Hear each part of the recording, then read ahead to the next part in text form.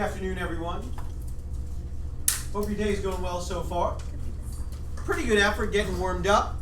A little bit of a different warm-up today. A little exercise in memory. So pick up your colored pen. Anything that you did remember, double check and make sure you remembered it correctly.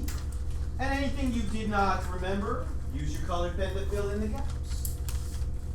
That alone will move you forward with memorizing the ideas. So to convert degrees to radians, you multiply by pi radians over 180 degrees. It's basically unit analysis.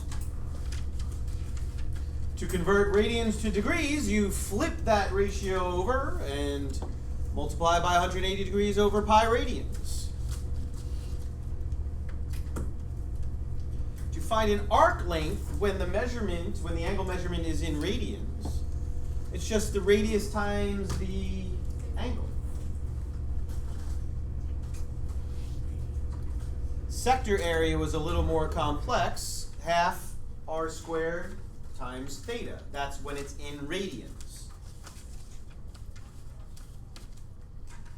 Area of a triangle when you have two sides and the included angle, I sort of gave it a simple name of the new area formula. I'm going to have to come up with something better. I'll take suggestions from anybody. But it's half a times b times the sine of c. So it's half the product of the two sides times the sine of the included angle. Heron's area formula, I would be willing to bet that we had most success remembering this. And I was very impressed that some of you included the little formula for the semi-perimeter, although you just need to remember it's half the perimeter. I would expect there to be decent success with remembering this, and I would take it any way you wrote it. If you put the sine of the angles on top and the lengths on the bottom, that's fine. And I would have taken any variety of the law of cosines. We don't need to remember all of them. We need to remember basically the form of it, and then just know that there's a pattern to the letters.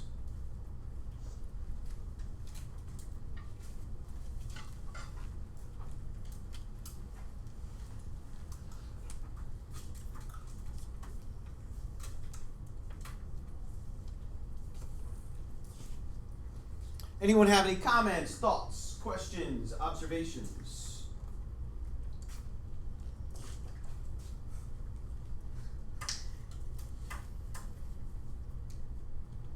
All right.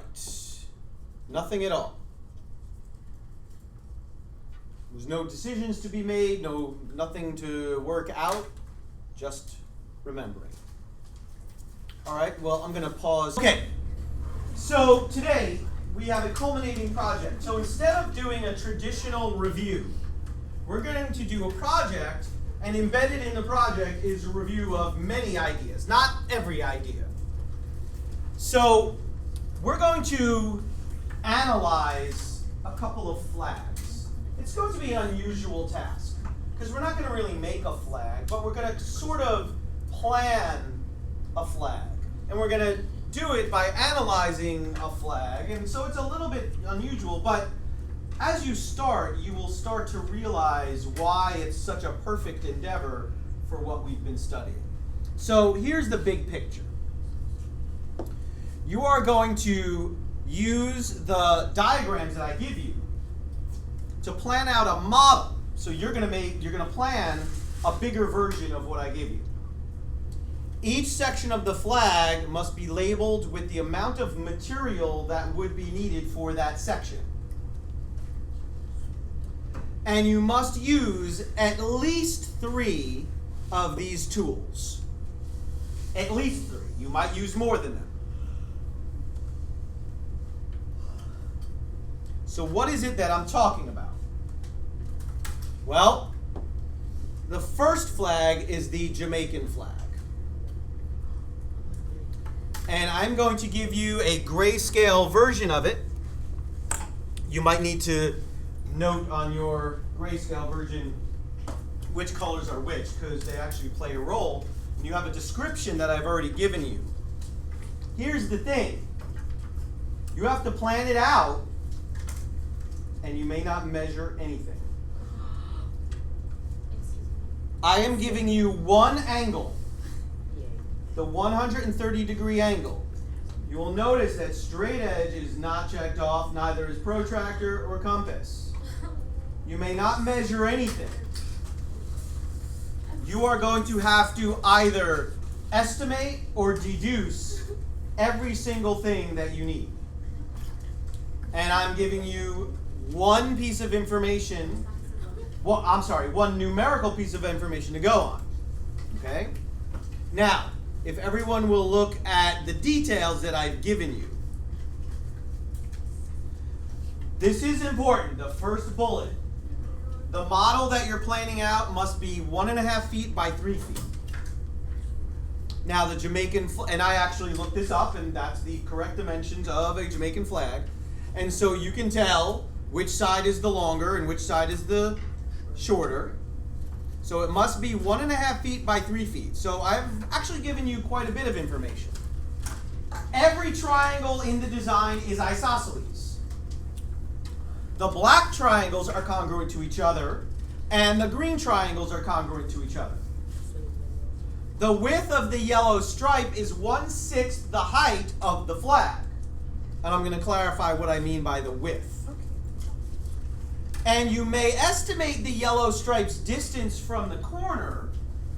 However, there must be logic and some thought put into the estimate. So it's not a random estimate. So, what am I talking about?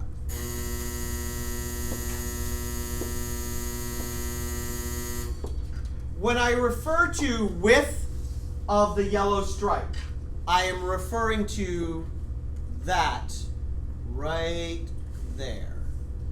The perpendicular distance across the stripe. Okay? That's the width of the stripe. And I said it's 1/6 the height of the flag. The height of the flag is that. That I'm calling the height.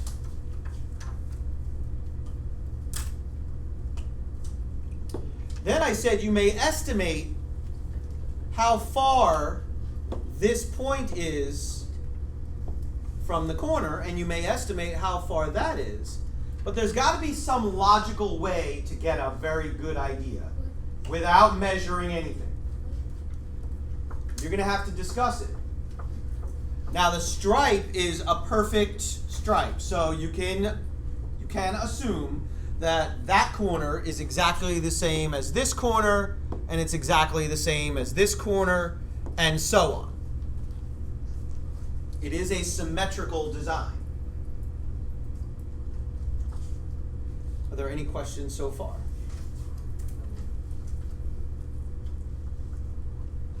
So you've been prescribed graph paper today, so everyone's going to need to take a sheet of graph paper, start fresh, and you'll attach it to today's warm-up, or just use the back of today's paper, and you are going to start planning out the model. But we don't have paper that's 1.5 by 3 feet. I'm not giving that to you. So you are going to plan out the model. You can write all over this that I'm giving you. And you're going to need to discuss and plan. Your team should try to come to an agreement on the different measurements and how to figure things out.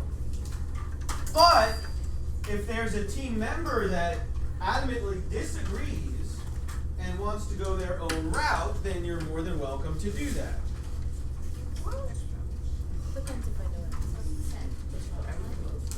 I think I gave an extra flag to someone.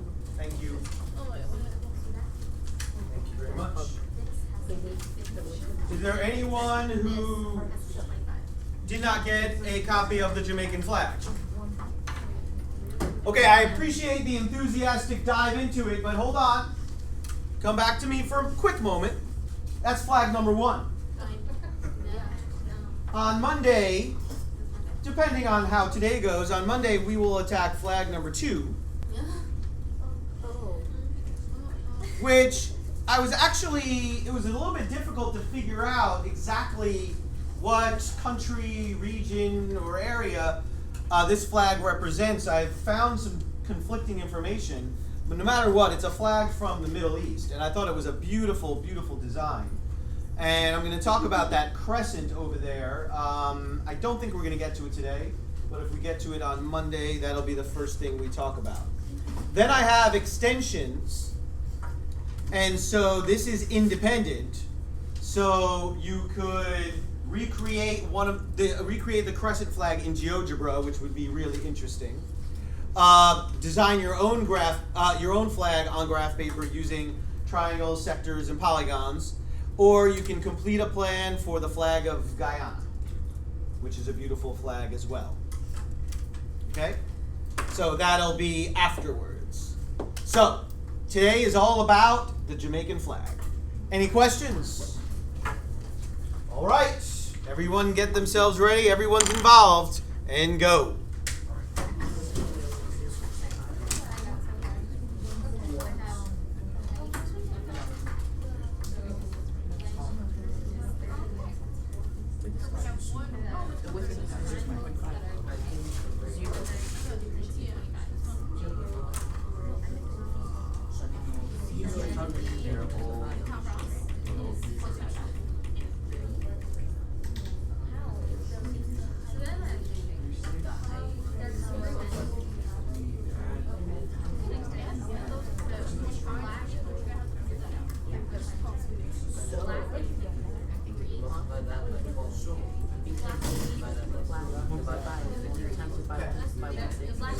This is a tiny little This is 1.5 feet. So we're going to take that.